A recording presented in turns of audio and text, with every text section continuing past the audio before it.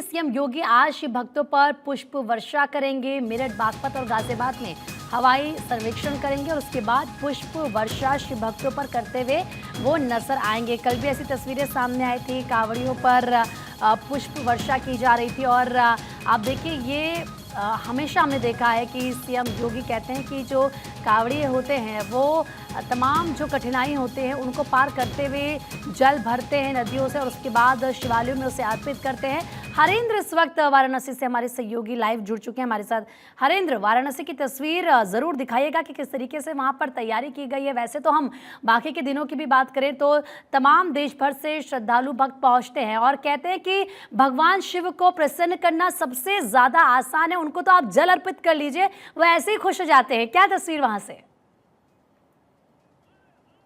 तो वैसे भी काशी 12 मास बम बम बोलती रहती है, हर हर महादेव के स्वर से गुंजायमान रहती है। और आप देख सकते हैं कि इस समय मैं गंगा के तट पे हूँ कि जहाँ से तमाम कांवड़िए, देखिए तमाम लोग और श्रद्धालु आकर के गंगा स्नान कर रहे हैं।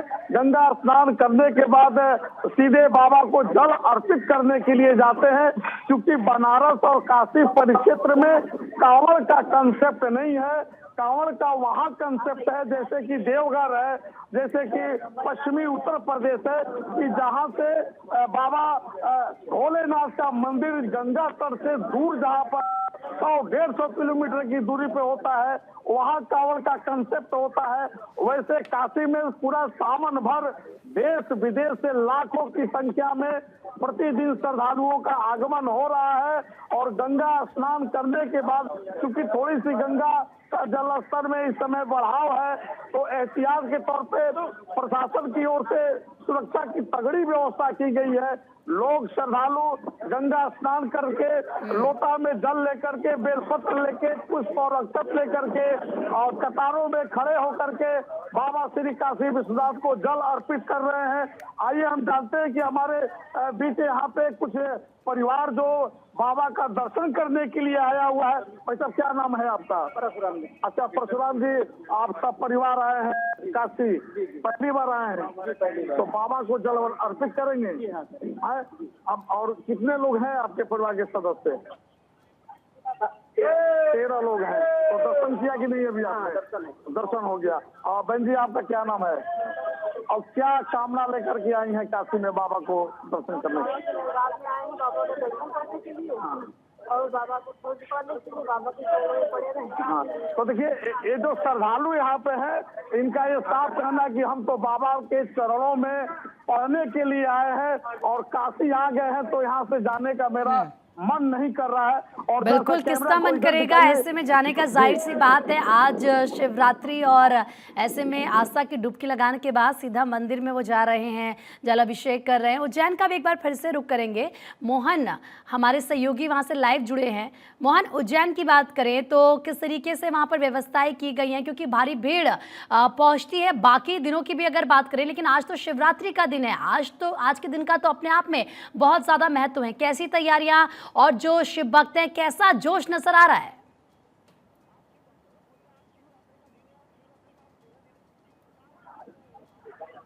किस प्रकार के दर्शन दिए आप? आज बाबा ने बहुत अच्छे दर्शन दिए हैं। बहुत भीड़ है, फिर भी कोई दिक्कत नहीं दर्शन करने में हो रही है। बहुत आनंद की अनुभूति हो रही है।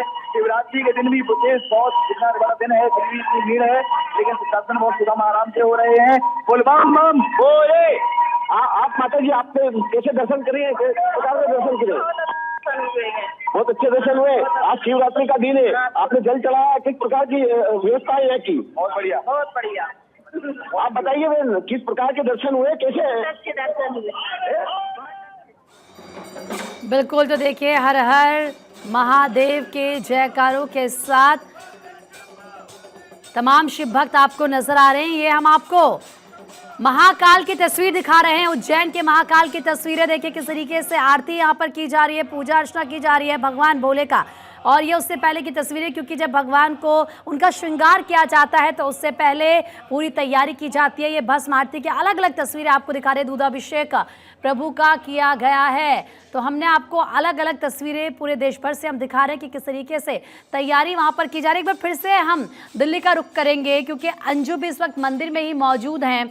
अंजू, आज का दिन क्योंकि जिस तरीके से हम कह रहे हैं काफी लंबा इंतजार किया जाता है, शिव भक्त इस दिन का खास तौर पर इंतजार करते हैं और कहा जाता है कि प्रभु भोलेनाथ को प्रसन्न करना सबसे ज्यादा आसान होता है। आप उनको जल चढ़ा दीजिए, वो आपके इतने में मनोकामना पूरी कर देते हैं। मंदिर प्रशासन की अगर बात करें तो वहां पर कैसी तैयारियां की गई हैं? जी बिल्कुल, महादेव को प्रसन्न करना बहुत ही आसान होता है और मंदिर प्रशासन की बात करें तो यहाँ पर जो इंतज़ाम किए गए हैं वो बहुत ही साफ दिखाई दे रहा है कि एक तरफ से भक्त आ रहे हैं और यहाँ पर अपने महादेव को जल अर्पित कर रहे हैं। बहुत ही चूँकि आज का दिन बेहद ख़ास है, सावन का, शिवरात्रि का आज का दिन है और यहाँ पर आप देख सकते हैं कि भक्तों का तांता लगा हुआ है।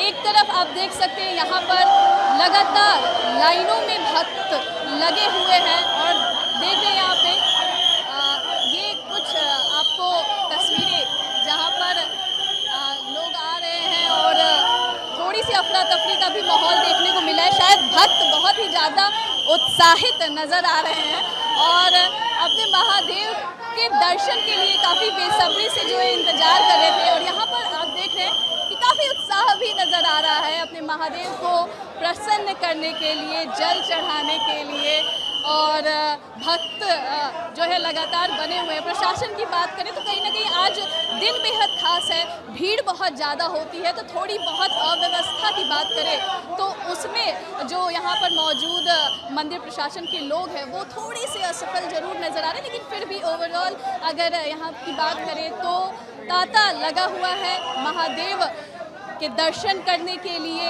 जी, भीड़ की बात करें तो वो बनी हुई है और अंजू एक बात बताइए, नारे यहाँ पर ठीक है अंजू एक बात बताइए क्योंकि ये मुझे ऐसा लग रहा है कि क्योंकि आज कावड़ जल भी चढ़ाया जा रहा है, जो कावड़िए अलग अलग जगहों से जल भरकर लाए हैं वो अर्पित किया जा रहा है भगवान भोले को, तो क्या ये वो तमाम कावड़िए हैं? लग ऐसा ही रहा है शायद ये भी जल लेकर आए हैं और वहाँ पर प्रभु पर चढ़ाने की तैयारी की जा रही है, अर्पित करने की तैयारी की जा रही है। जी बिल्कुल बिल्कुल, ये कावड़िया ही है जो काफ़ी दूर से चलकर आते हैं और कहीं ना कहीं वो बहुत उत्साहित है और एक अगर हम सब्र की बांध की बात करें तो वो कहीं ना कहीं अभी थोड़ा सा टूटा हुआ नजर आया, लेकिन फिर भी यहाँ पर अपने महादेव को जल चढ़ाने के लिए लगातार लोग बने हुए हैं और ये जो आप पूरा एक ग्रुप देख रहे हैं, एक अलग तरह के टी शर्ट में यहाँ पर जो कावड़िया मौजूद है वो महादेव के साथ अपना समय व्यतीत करते हुए दिखाई दे रहे हैं, जल चढ़ा रहे हैं और लगातार हम बात करें, कहाँ से आए हैं आप? दिल्ली से। दिल्ली 6 ये दिल्ली 6 से आए हुए हैं और दूर से ठीक है अंजू, तो समझ आ रहा है क्योंकि दूर दूर से आते हैं कावड़िए जल लेकर और जल चढ़ाने को लेकर जो उत्साह है वो उनका गजब का है, वो नजर भी आ रहा है। एक बार फिर से हम हरिद्वार का रुख करेंगे क्योंकि मयंक वहां से हमारे साथ बने हुए हैं और प्राचीन मंदिर में वो हैं जिसके बारे में तमाम मान्यताएं हैं, वहीं पर वो इस वक्त मौजूद है। मयंक, क्या वहां पर भी तमाम कावड़िया आज पहुंच रहे हैं जल लेकर? क्योंकि हरिद्वार से तो गंगा जल लेकर जाते ही हैं कावड़िए, क्या वहां पर भी जल लेकर सीधा चढ़ा रहे हैं? और आम लोगों की बात करें तो उनकी संख्या कैसी नजर आ रही है?